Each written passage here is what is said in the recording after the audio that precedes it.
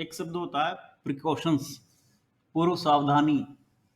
ध्यान में जाने से पहले क्या सावधानी रखनी चाहिए, और यदि आप ध्यान करते हैं तो जीवन जीने में क्या सावधानियां और रखनी चाहिए।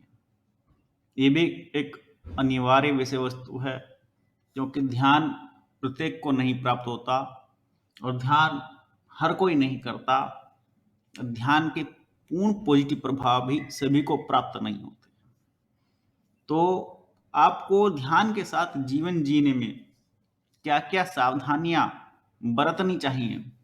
जैसे आप नॉर्मल लाइफ जीते हैं तो आपको उसमें बोलने का ध्यान रखना चाहिए, क्योंकि ध्यान आपको यूनिवर्स से जोड़ता है। और इसी में एक बात आ जाती है कि लोग कहते हैं 24 घंटे में सरस्वती एक बार जबान पर बैठती है तो बोला हुआ सत्य हो जाता है।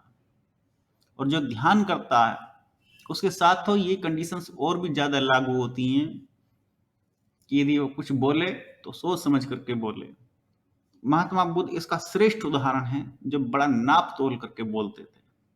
वैसे ध्यानी कोई भी हो, कम बोलने वाला ही होगा और अपने मौन की तरफ आगे बढ़ने वाला होगा, क्योंकि उससे ध्यान भी पुष्ट होता है, जीवन भी शांत और संतुष्ट होता है।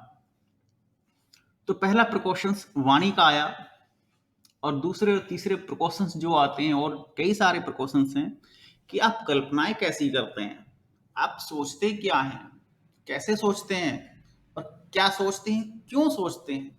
कुछ पाना है, कोई टारगेट प्राप्त करना है, तो आप सोचिए। यदि आप का कोई लक्ष्य ही नहीं है तो फिर आप कुछ मत सोचिए, ईश्वर का नाम लीजिए जिसे आप एकाग्रचित्त रहें। अन्यथा मन मस्तिष्क में अनर्गल बातें ही चलेंगी, बिना वजह की कल्पनाएं